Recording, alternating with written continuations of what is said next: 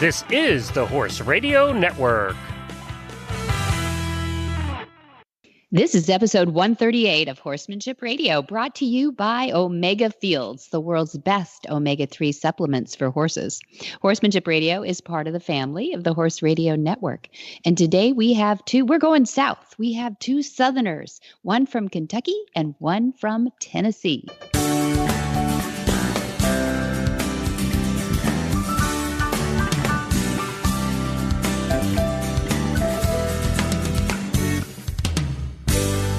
This is Debbie Laux, and you're listening to the Horsemanship Radio. Thanks for joining us. Horsemanship Radio airs on the 1st and the 15th of the month, and I have my producer, Jen, with me today. Hi, Jen. Greetings, Debbie. How are you doing?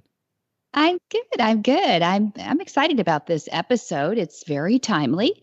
I think probably a lot of the principles we'll talk about, though, are really principles of good horsemanship, which I guess is what we're all about, right? Well, that's why it is the Horsemanship Show, right?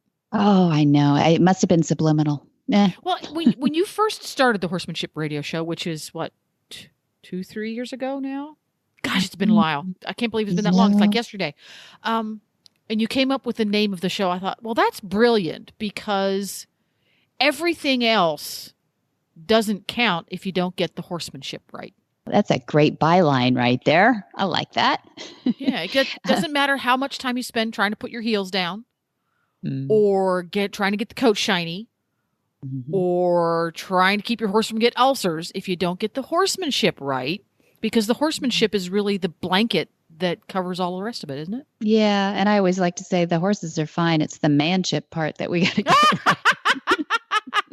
It's the personship. You're right. It's the personship. You're right. Yeah. Absolutely. Yeah. And that's really what we're about here, I think, is that, how do we affect horses' lives? How do we keep them in our lives? And who are some of those people that are doing a good job of it? We like to have them on. Who's the next generation coming out that, believes in horses and loves horses too and really gets it? So I think that kind of is embodied in our two guests today. We have Joe Camp, who a lot of people will know from The Soul of the Horse, which is his first breakout book. And then he's written lots about that since. And we take a journey with Joe, who really wasn't into horses. He was a little bit as a kid, but he became famous for making those Benji movies, the movies about the little dog, the adventures of Benji. And he did it as an overcomer too. So it's a great story in itself. And then we have Staci Hancock, who just comes from the middle of Kentucky, and her roots are not only in the bloodlines of horses, but she married into the Hancock family, which is a dynasty really in Kentucky, and they've always loved their horses, and it's bluegrass and beauty.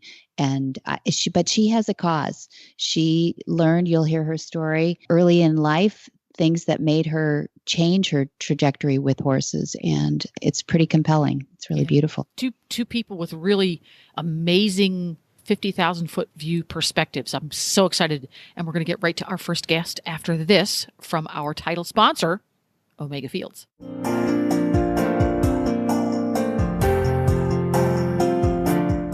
Hi, Joe Camp here to share about Omega Fields.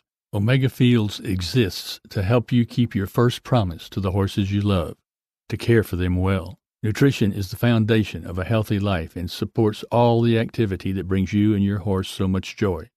Omega-3s from flax are the cornerstone of that foundation. So, coupled with the finest ingredients and their proprietary Pure Glean flax stabilization process, they created Omega Horseshine, Omega Horseshine Complete, Omega Nibblers, low sugar and starch, Omega Antioxidant, and Proventum Probiotic soft treats. Thousands of horses are experiencing a vibrant life with the help of Omega Fields products, including all of ours, a part of helping you keep your promise to your friends. Nutrition for a healthy life isn't just their slogan, it's their purpose.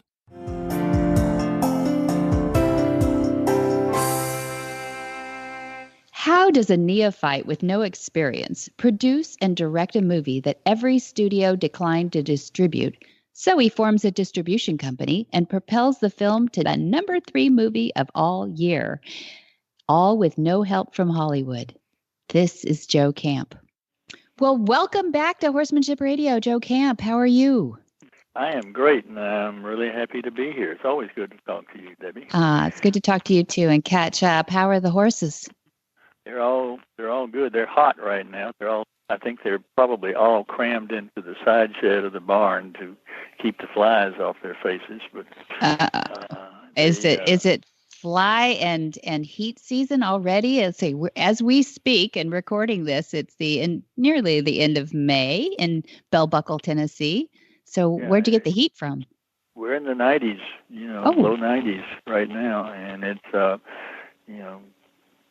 10 degrees above normal for here for this time of year is what they tell me on the radio. Oh my goodness. Sorry about that. Well, I'm glad you have shelters for your horses, and you have always been an early adopter of some great ways to take care of horses, which is so interesting that you didn't start into horses, well, other than fooling around a little bit when you were a kid. But when did you get serious about horses? What age? 68, I think.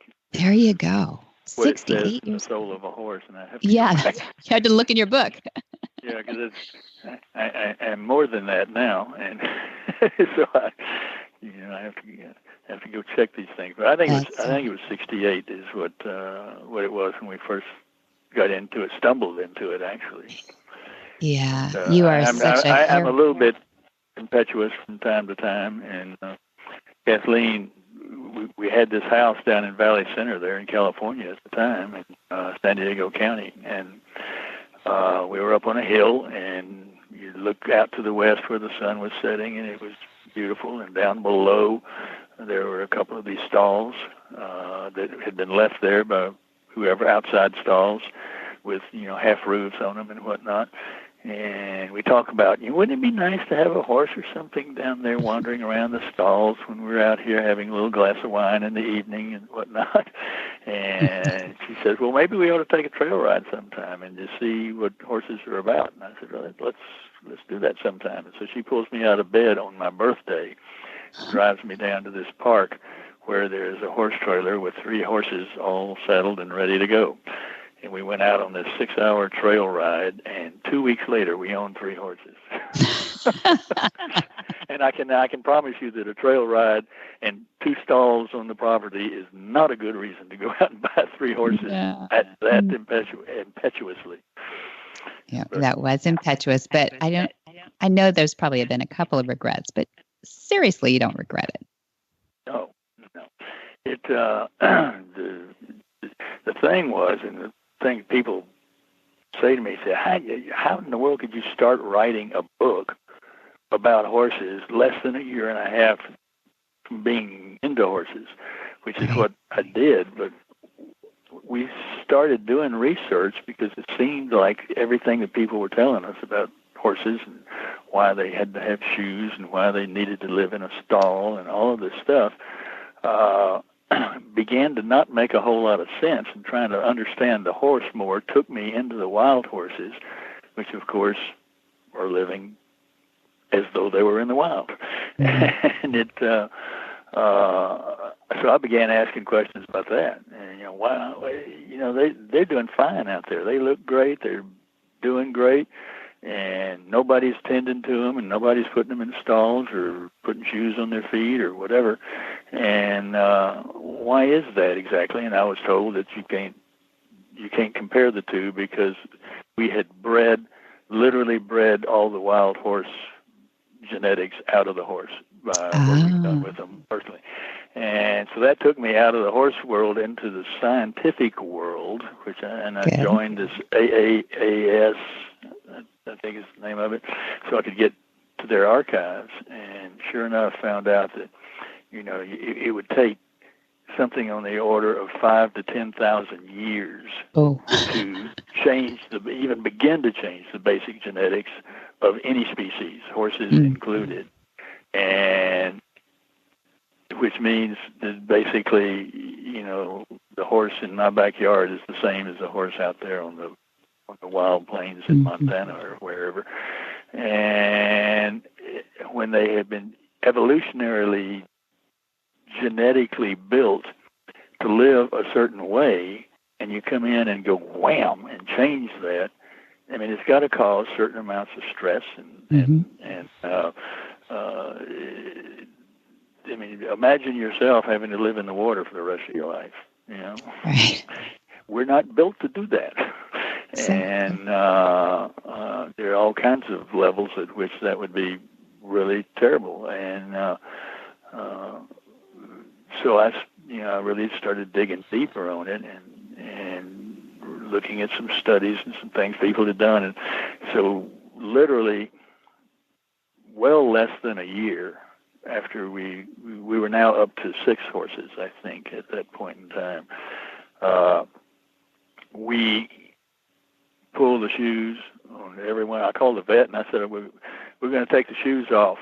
And he said, which one? And I said, all of them. And he said, well, don't you think you ought to just go one at a time and kind of see how it goes and see how it works? One horse at a time, I assume, not one shoe at a time. Right, okay. Yeah, one horse at a time. And I said, no, they're all coming off. And so we did. And before long, we had them, out of the stalls and on small patches of land. And the land there was, straight up and down and boulders and everything. But at least they were out of the stall. 'Cause somebody did a study on a horse in a stall and says, and the results of the study was that a horse in a stall will move on average 800 steps in a 24-hour day. Yeah. A horse in the wild moves, 8 to 20 miles a day. Yeah. And Searching for food. And all that stuff makes a difference in everything that's going on, in their body, their digestion, their, the way the structure of their body is working and supporting and being, fed. And so we got them out of the stalls, and we had a little piece of property on the backside of this hill going down, and it was basically worthless because there's nothing you could do with it. You couldn't put a house on it. It's way too steep. And so we wound up turning that into kind of a makeshift paddock paradise where we wound up putting all of them. And, I was scared to death that, they were going to slip and slide and it was going to be terrible and they were going to kill each other or get hurt or whatever. But that's the kind of territory that they grew up on, evolutionarily speaking. And the first one that we took out and put over there was a paint.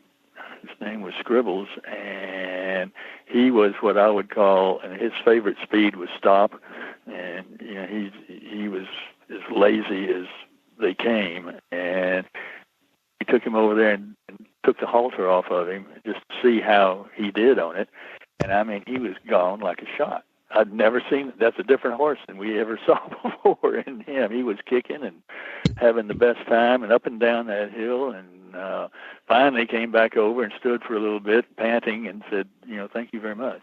I like this.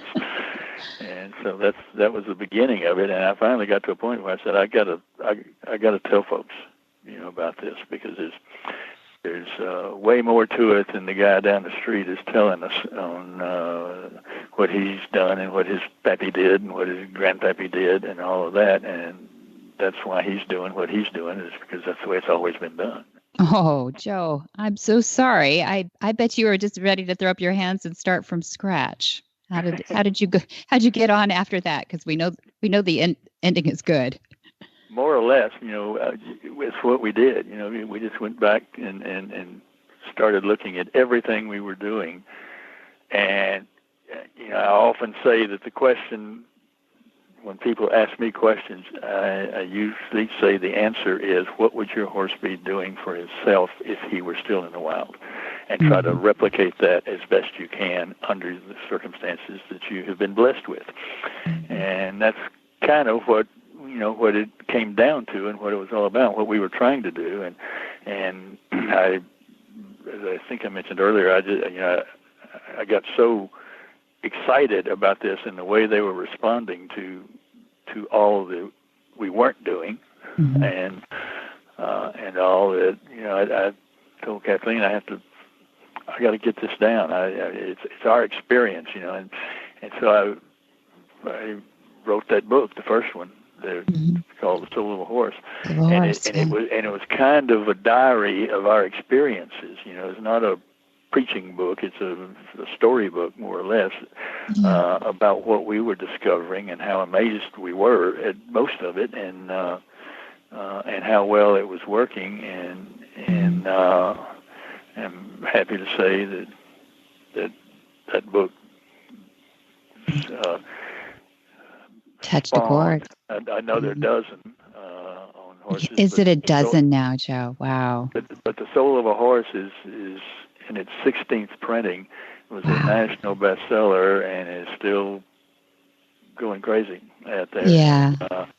And it, a day doesn't pass that we don't get an email from somebody somewhere saying thank you, thank you, thank you. And that's what makes it all worthwhile. It is. I would love to know, because now you're so experienced as more than most authors ever could be by so many books that you've put out. Not all of them necessarily about horses, because you started off with a career of around dogs, really. I mean, movies and everything too. But when you so tell me about the process to write a book. I was about to say you sit down, but might not be your process.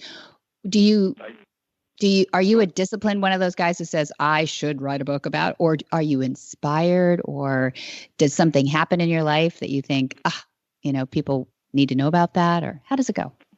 I think mostly it's passion.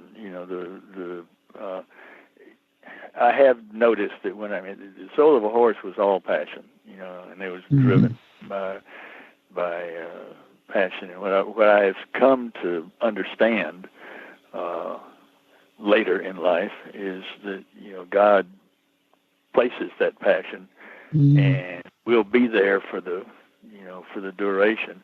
But what's happening most of the time is you need some stuff to change. You need to work on some things, and He puts the right things in front of you so that you. So it's personal. You have to learn and be ready for what it is that you're going to do, and He just doesn't have any conscience about not telling you yourself what it is. You just have to go on down that road. But it's all. I think if when you're following your passion, then you have the stuff that it takes to get around the obstacles, dig under them, climb over them, do whatever it takes, because they're always going to be there. And nothing is going to be easy when you're out there plowing, new ground on something. And so I'm a big proponent right now of telling people to follow their passion. I have been blessed enough to be able to do that pretty much, my entire life. And all the stuff with Benji that we began, that there couldn't have been a more miserable experience than trying to get to and through the making of that first Benji movie. But it was so passion driven that there was no way it was not going to happen. It was going to, every problem wound up getting solved one way or another, and you learn to say no a lot, and not accepting something that is less than what you feel like it ought to be. And the same thing was true with the horses. When we got into that, it was all very passion driven, and several of the books are passion driven. Some of them are just trying to. There's a book called Horses and Stress, which is just.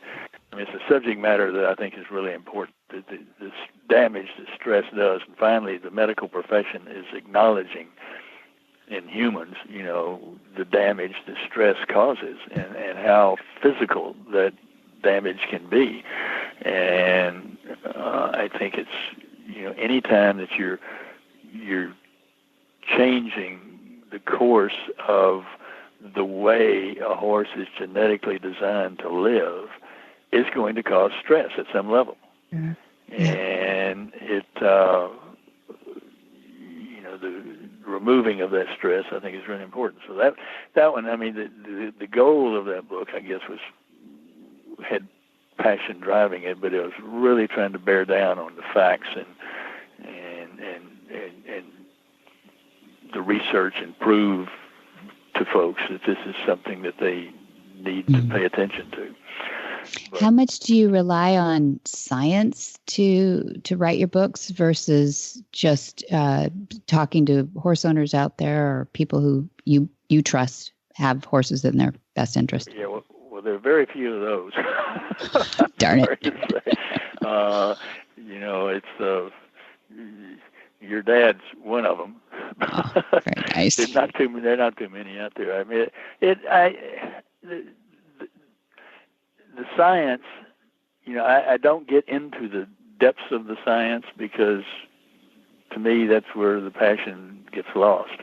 But when I know it's true, that's all I need to know, and so I use that certainly as a building block for what for what we're doing and what we're changing, with the horses and so forth, and it has always worked very well.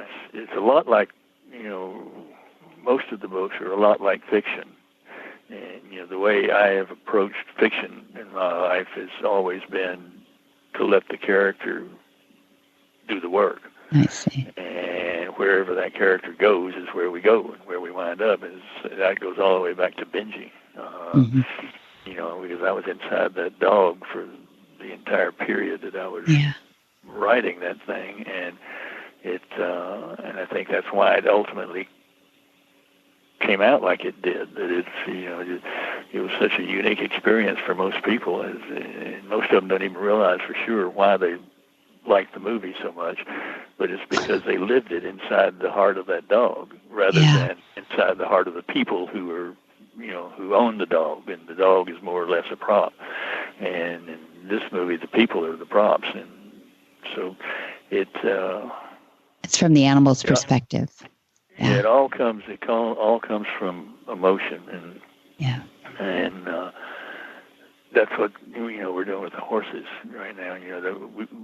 We have 7 at the moment. It's growing. And we work with them always at liberty. I mean, they never have a halter on. The vet was out yesterday to draw blood for a thyroid test because one of them has an iffy thyroid, and we're trying to monitor the level of the medication that goes into her and so forth. But anyway, she's, the vet came up, and it was a vet tech actually, and says, "Do you think we need a halter?" I said, "No, I'll just hug her and you do your work." And she didn't even flinch, so they all know where they're supposed to be. They all will walk with me on a call. They'll come to a call in the pasture. And it all goes back to exactly what, where we started, and that is with Marty's join up. And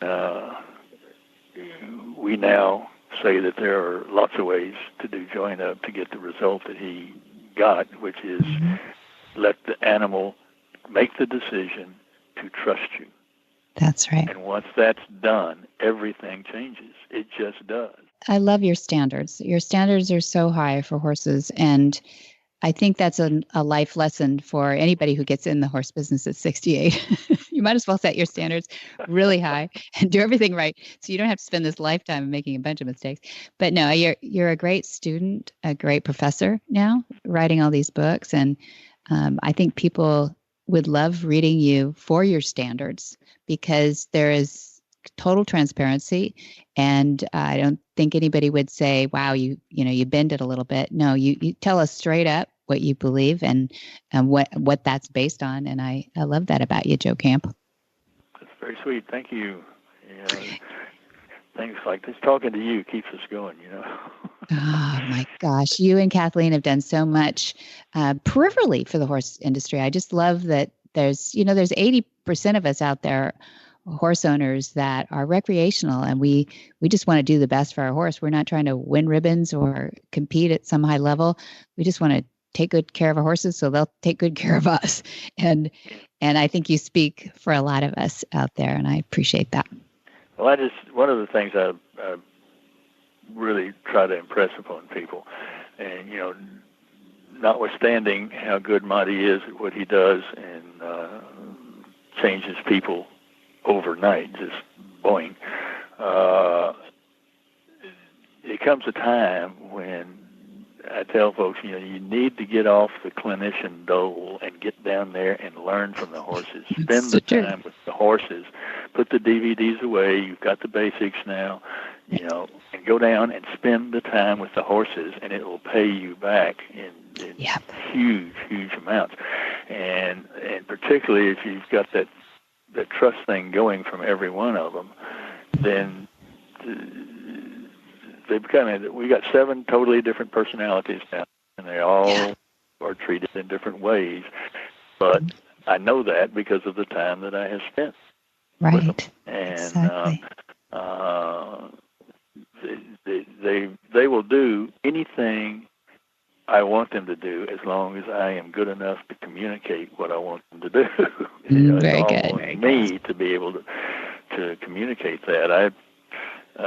Cavallo was in town not too long ago, the traveling show and whatnot, and there was this lady who had 12 horses, I think, lined up, 8 or 12 lined up in kind of a semicircle, and on cue, the first one spun, did a 360, and halfway through it, the second one picked it up and did it, and that's the way it went, all the way down like a wave, all 12 horses doing this, and I was just blown away. And said, how in the world how do you train one horse to spin when you're not on them, when you're on the ground? Yeah. And because it occurred to me finally when I got down there and started trying it with Zeke, that the everything that I did with him was face to face. Come to me, back up, make a bow, say wave with your foot, whatever. Flex, and he does all this stuff just on cue, and yet it's all face to face. And what did I have to do to get him to turn away from me and then come back? That's right. And spin. And so it took me a little while to figure it out, and I finally had to break the rule to do it. Okay. I had to put a rope on him to do it, but it took 3 times. I just wrapped the rope around his butt and told him to spin, same cue that I'd been trying before, and light tug on the rope. And so he went around 3 times, and the 4th time was without the rope. I mean, he nailed it. Thank you for being on Horsemanship Radio. I appreciate you. I appreciate you and all the good work you're doing. Thank you, Joe Camp.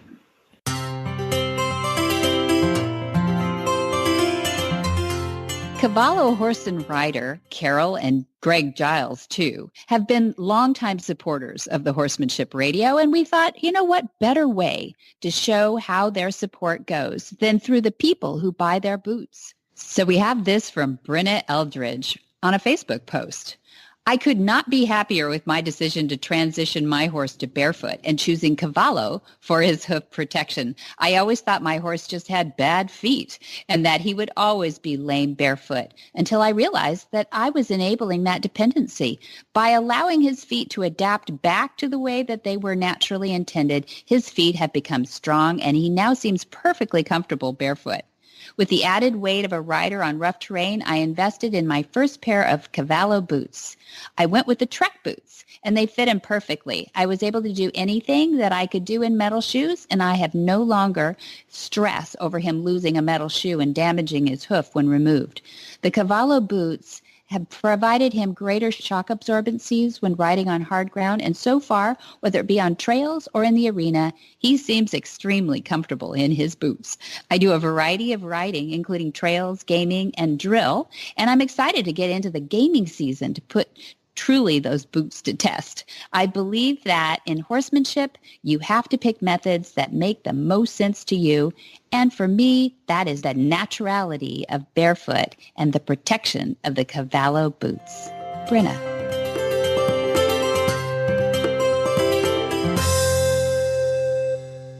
Raised in Louisville, Kentucky, Staci Hancock cannot recall a time when horses were not a major part of her life. A member of Louisville's Long Run Pony Club, She also showed regionally in the Junior Hunter Division on an OTTB, an off-the-track thoroughbred. Staci and her husband Arthur Hancock, the third, have raised 3 Kentucky Derby winners, Gato del Sol, Sunday Silence, and Pegasus, as well as 6 champions in the U.S. and Europe on their stone farm outside of Paris, Kentucky. Staci has played an integral role in the farm's success. The Hancocks raised 6 children who share their passion for the horse and farmland conservation. Staci has worked on legislative efforts to ban the slaughter of American thoroughbred athletes, including spearheading the Kentucky Derby Winners Against Slaughter campaign. Staci was an original founder, director, and first chairman of the board of the Kentucky Equine Humane Center, which was developed to provide an alternative to slaughter. She's a past member of the Responsible Breeders Council at the Humane Society, and in addition, Staci is a founding member of Water, Hay, Oats Alliance, LLC, and she remains very active as that organization's managing member and supports passage of federal legislation to ban drugs in racing. Staci continues to work to rehome Stone Farm's retired race horses into second careers. Well, welcome, Staci Hancock. I'm so pleased to have you finally on the show. How are you? Thank you so much. Thanks. It's an honor to be on your show and appreciate you inviting me. Oh, it's long overdue. I know we've had a few interviews on here about Water, Hay, Oats Alliance, which you're a founding member of. And so we've talked a lot about why that's so important in your life and why it's important in horses' lives. So I wanted to expound on that eventually in this conversation. But since I have you on, I want to talk about your horsey background first and learn a little bit about Staci and why you are so passionate about horses. And that's what most of our listeners are more interested in than the politics anyway. Right. But we always want to know how to help our horses more. So I'd like to start off just asking you about your horsey background. What'd you come up with? Oh, wow. Well, I guess as far as I can remember, you asked me to consider this question, and as far as I can remember, I've just been drawn to horses. So I came up in Louisville, Kentucky, and it was not a remarkable, horsey background. I just was one of those little girls who pestered their parents to the point where I finally got a pony at, I think I was about 5. Princess. She was not a princess, but she was to me. But she was a little Shetland, so she had quite an attitude. Don't they? Yeah. She was my first pony, and I just grew up kind of in the wild with my friend Olive, and we rode our horses out, all day. So it was a great childhood. And then I was finally introduced to Pony Club in probably middle school, and started going to Pony Club and thought that was pretty cool, and then kind of graduated into horse showing. And so when I got into the horse show schedule, that was basically where I spent all of my time through high school, and I had an off-the-track horse named Who's Sorry Now, and that's great. He was great. He took good care of me. We had a lot of fun together. He was smart and athletic, and those were 4 or 5 really great years in my life. And then my dad said, well, you can either try to be on the Olympic team, which was a joke. It's a big jump. You could either do, you can do that, or you can go to college. So I did go to UK, and I got an equine marketing degree from there.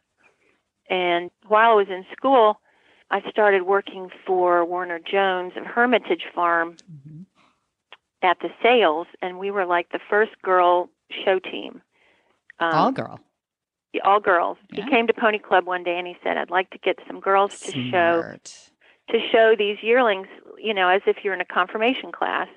So we thought that was great. So we did that for about 4 years, and it was really fun, and it was, nice to be considered trailblazers in that way. Did you feel like it? Did you feel like you had to show up the boys a little bit, or? Oh, absolutely. And I mean, we were really kind of the talk of the town. Forbes magazine came and did an article about us. I've got this picture on my wall of us standing there in our little sales shirts. But that's awesome. Yeah, it was fun. It was really fun, and it was a great way to cut school and go work at we'd work the September sales, the July sales, the November sales, January sales at Keeneland mostly. So did you feel like before I'll interrupt for a second, but no. Did you feel like that the boys thought you weren't strong enough, big enough, good enough? What was the tipping point there? I feel like before Mr. Jones it was really a marketing ploy on his part, but before he invited the girls to show yearlings, I feel like it wasn't considered the place for girls to be in the shed row. Gotcha. So, and then when we got there, we had more success with the tough colts because I think the girls tend to use a little bit more finesse than muscle, and so we earned a good reputation, and people took us seriously. The guys took us seriously after that. Thank you, front runners. I appreciate that, and I think you're exactly right. So, at any rate, and then when I got out of school at UK, I got a first job at the horse park, which was just starting here in Kentucky. And now, I mean, if you look at the Kentucky Horse Park, it's such an amazing facility, and all of the great events and shows and educational opportunities there. It was great. But that was short-lived because I ended up getting married to my husband, Arthur, who I had met at Keeneland. And so we married, and I thought it was great because I took my equine marketing degree and came to work for Stone Farm. Right. And yeah, that's pretty cool. That is a storied family to marry into, as some of us know. And I don't know, did you take it as a huge responsibility or just like an adventure? I think at a young age, I took it more as an adventure. Now, as I look back, sage old woman that I am, now I see things differently. But it was an adventure. He had just left Claiborne and was starting his own farm, so we were on our own, blazing our own trails. So it was a lot of fun, and I couldn't believe I ended up on a horse farm. Yeah, but it makes sense. It makes sense that you stayed in the industry through, getting people through high school these days, staying in the horse industry is pretty hard even. So I'm glad we didn't lose you somewhere along the line. And going into the equine marketing at the UK, that's like epicenter for the industry, which is pretty cool. So good. So I know that we're going to eventually talk about equine welfare. What got you focused on that? I think I was pretty oblivious to the situation until, what year would that have been? It was late in the 90s, and obviously we'd followed racing, and Exceller was a champion racehorse, and the cream of the crop, and news came across the wires that he had been slaughtered in Sweden. Yeah. And it was like someone just hit me in the face. I couldn't believe that a horse like that would end up at slaughter. So I started kind of investigating and learning about it, and that's probably what kicked it off for me. We had a horse, Gatto del Sol, who won the Derby in 1982, and Gatto came to stand here at the farm, at Stone Farm, and was not very popular with the American breeders. So we had arranged a situation for him to go to Germany because he was a grass horse, a distance horse. We thought he'd be a better fit there. And so when I heard about Exceller, though, my ears went up, and I found out where Gatto was and made sure he was okay. And in the end, we ended up bringing him home a couple years later and retired him, and he lived out his years here. Why did you bring him home? I was just concerned that if it could happen to a horse like Exceller, it could happen to any horse. And that began my advocacy about anti-slaughter. So I got really involved. That was really my first entrance into being an advocate and feeling that really with a good horse, you get a platform, and I felt it was my responsibility to use that platform and speak for the horses. So, do you feel like you had some influence there? Like, do you feel that there's a larger percentage of people in the thoroughbred industry that feel that way these days? Oh, absolutely. I really feel like everyone was very naive and didn't think about what was happening to horses when they left the track. And now I'm really proud to be part of this growing movement of equine welfare advocates, whether it's worrying about slaughter and trying to get the slaughter bill passed in Washington, or the growing movement to bring thoroughbreds into the show ring, on and on. They have other jobs available to them. Right. And also to keep them sound while they're on the track so that they can have second careers. Right. And I think right now, the thoroughbred industry is under a lot of fire, justified in a lot of cases, but it is under fire. And I think we lose sight of all the people like Staci Hancock who are insiders, but who care for horses. And if we listen to you, perhaps we could learn more about how to help these horses. Do you believe that's true? I do believe that's true. I think if you love horses and you love horse racing or you love horse showing or you simply love riding out, you need to take a collective responsibility. That's the way I feel. How do people do that? How would they do that?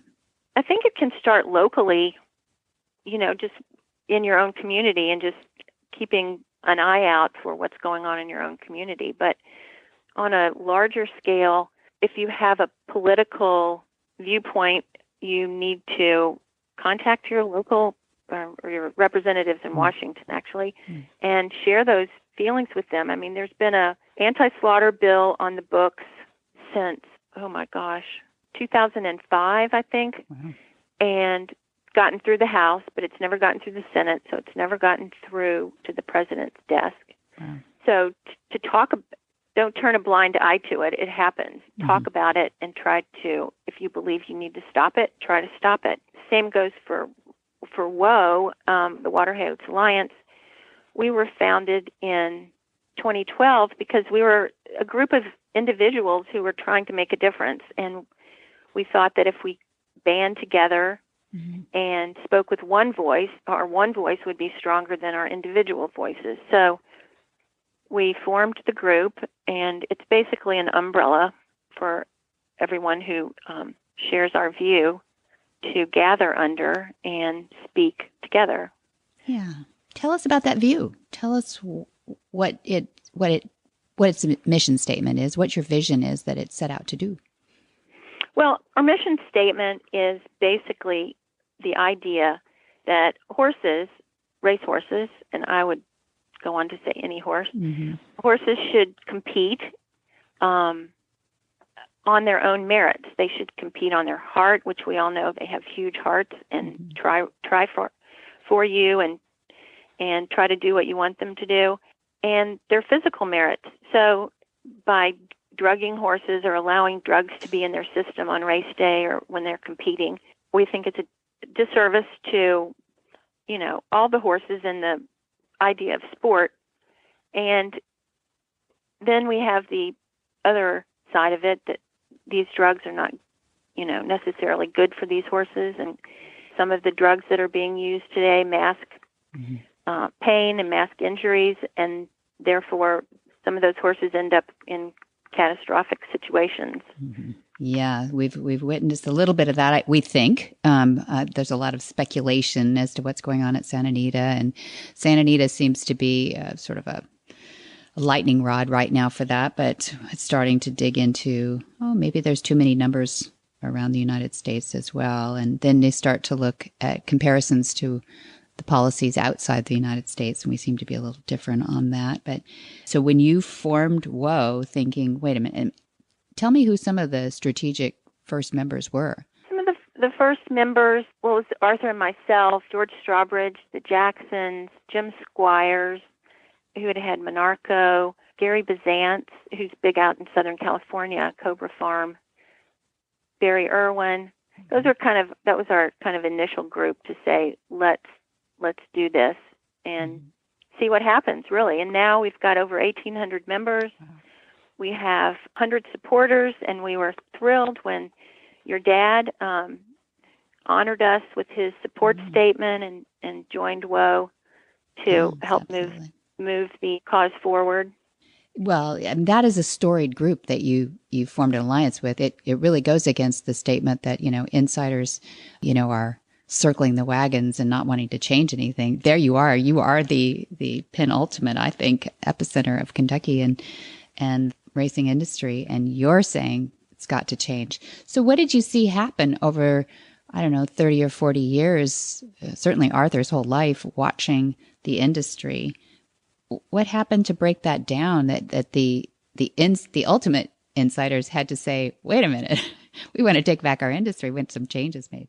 Well, you mentioned Arthur, and he has been an outspoken proponent for no race day medication, for a central office, which our industry has been unable to attain, and for anti-slaughter, for equine welfare. Really, he came before I did as far as speaking out.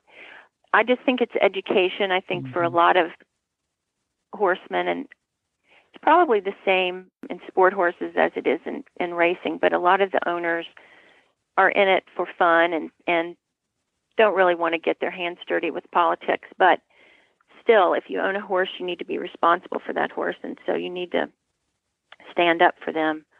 We just saw our numbers grow. We have big industry supporters that are members. We have other people who are smaller mom and pop breeders and horse industry professionals, whether they're in advertising or they're farriers or they grow hay for farms. We have trainers, jockeys, vets, racing fans, anyone with a stake in the game. So if you want to have horse racing, you need all those parts to make it happen. So, what would you say to the person who said, should horse racing go away? Well, I think horse racing run properly is a great thing, and it's a traditional sport. I think we have problems we need to fix, and those of us who've been in the trenches trying to get these things fixed, would love some support and some help. But I would never say that horse racing needs to go away. We need some help in regulating it a little better. I love what you're doing. I mean, you and I even talked about this, that, you hate that you have to work with Washington to get things done, but it is one of those, just things that the process that happens. But I love that you're communicating this out, that you've taken this to a bigger audience and appeal to people for common sense, I think, frankly, water, hay, oats, alliance. We want our horses natural. We want them to enjoy the ride.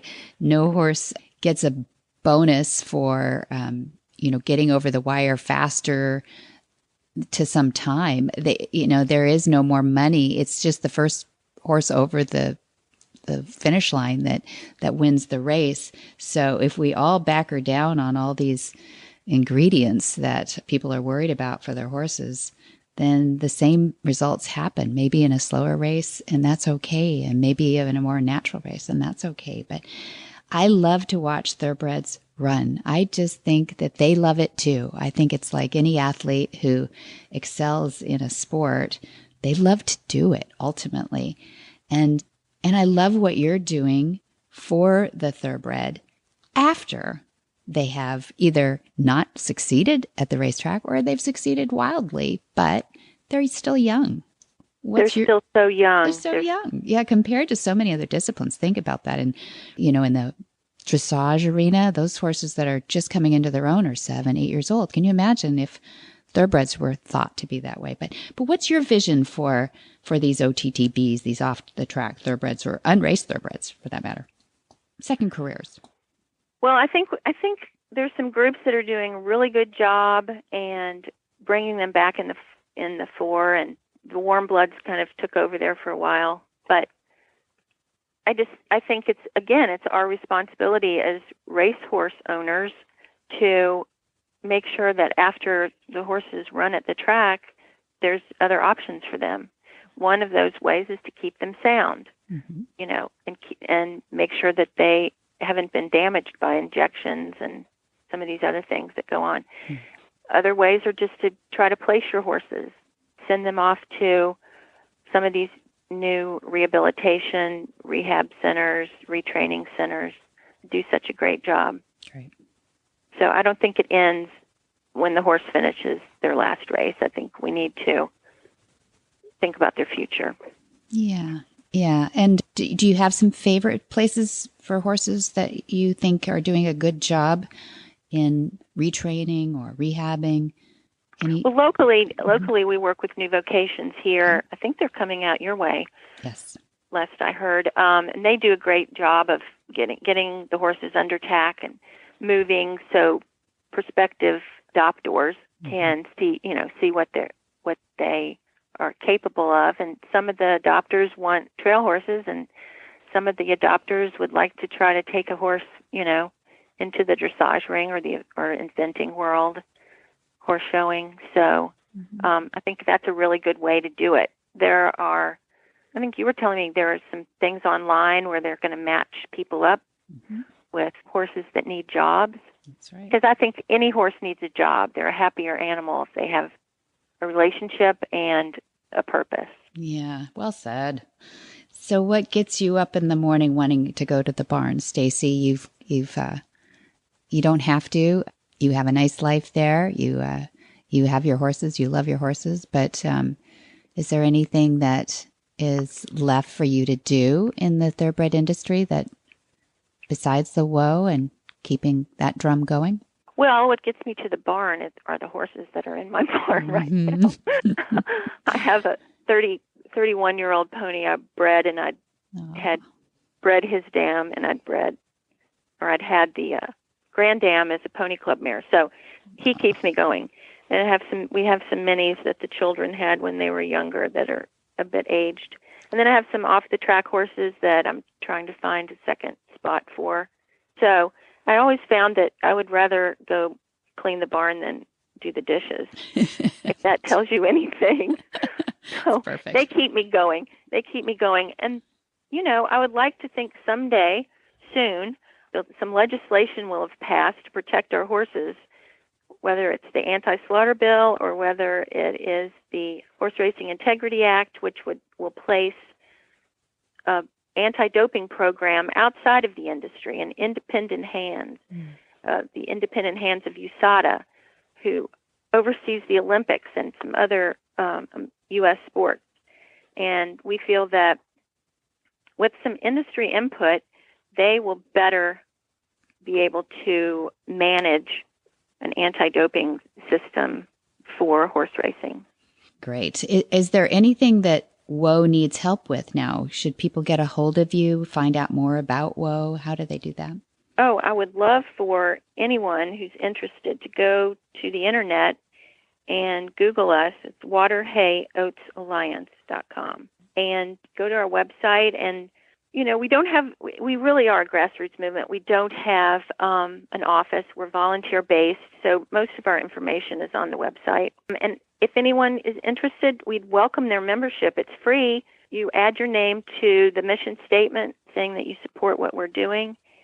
And then when we go to lobby in Washington, the larger our membership, the better off we are. So whether you are an owner or a breeder or simply a horse lover, a racing fan, there's a spot for you in our organization, and we would appreciate any support. I hope people will do that. If it costs nothing to put your name to a list, goodness sakes, put some numbers behind this movement. And we love movements. We love movements going in a positive direction to help horses. Anything in favor of the horses sounds great. So Staci Hancock, we tip our hat to you. We love what you're doing, and we hope you'll keep doing it. We want to encourage you to stay strong, even when these, all the media loves to buzz all the sensationalism. We know that you're back there, drumming the drum for horses, and I hope people will get behind WHOA and anything else that you recommend. Well, I really appreciate it, and I hope I can go to my computer and see a lot of new members' names. Hey, I hope so. Thanks, Staci. Thanks for being with us on Horsemanship Radio. Thank you. Whisper the language of the herd.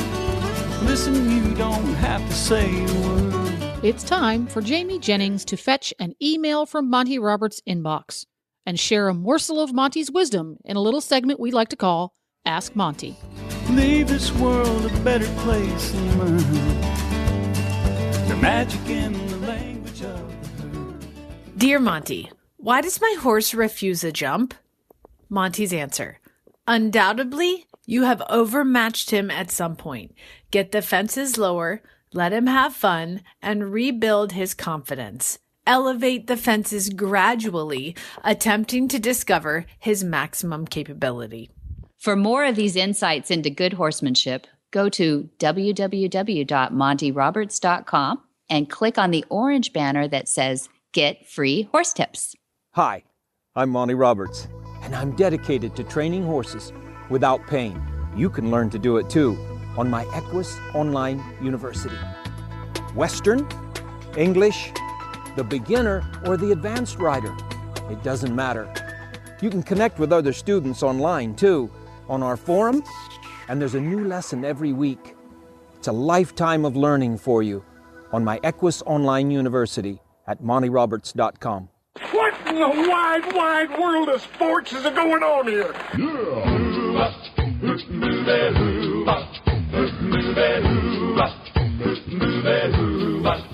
Where in the world is Monty Roberts? Monty is looking forward to meeting some new friends, two-legged and four-legged, July 22 through 26, 2019. Monty's special training.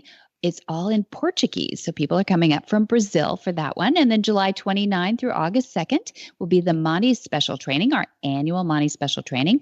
A lot of university lessons come out of that one, which is really fun. And August 5th through 16, 2019 is the Gentling Wild Horses course. So get ready for that one. We've got a good group coming to that one this year too. September 28th, Monty Roberts will travel over to Scotland at the Scottish National Equestrian Centre in Oatridge. He will be there on September 28th. And then in October 12, 18, and 20, he will hop all over England. He'll be at Hartpury College on the 18th. He'll be at Hadlow College on the 12th. He'll be at Billsborough on the 20th. And then he's going to hop over to Germany. So stay tuned for those dates coming. All of that and more is available at montyroberts.com, or you can give him a call over there at Flag Is Up Farms, 805-688-6288. And for details about today's episode, you can go to horsemanshipradio.com, where you can find links, photos, and more information about today's guests. And today's episode is 138, by the way. We love your feedback. It helps Debbie come up with new guests and new ideas for the show. So what you need to do is follow Monty Roberts on Facebook. Just type in Monty Roberts and click like and follow on the one with a little blue check mark. That's the official Monty Roberts Facebook page. And you can also follow Monty Roberts on Twitter. He tweets, that's right. His handle is Monty_Roberts. And he's also on Instagram with the same handle. That's Debbie's favorite. I know, it's pretty. It's pretty. Pretty. Don't miss any shows from Monty Roberts and all the other shows on Horse Radio Network. Download the free Horse Radio Network app for your iPhone or your Android. Just go to your app store and search Horse Radio Network. Download it today. And for the less tech-savvy friends that you have, and we know you have them, take their phone from them gently at an appropriate moment. Go to their app store and download it for them and show them how to use it. They will thank you later. Such a good friend, really. And many thanks to our sponsors, too. They're our good friends, Omega Fields, Cavallo Horse and Rider, and Monty Roberts University. And be sure to visit all the other great shows, too. I do on the Horse Radio Network at www.horseradionetwork.com. Until next time, have many happy horse hours.